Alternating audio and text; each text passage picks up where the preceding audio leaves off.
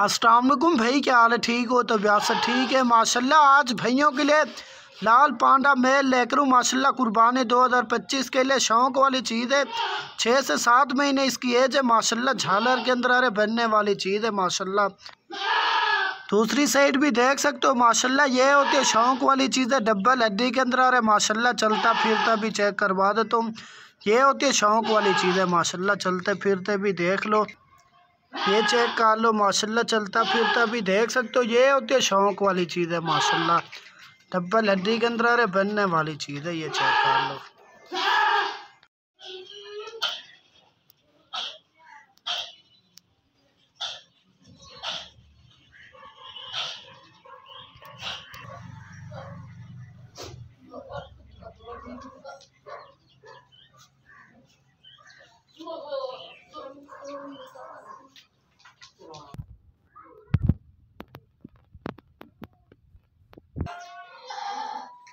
खाना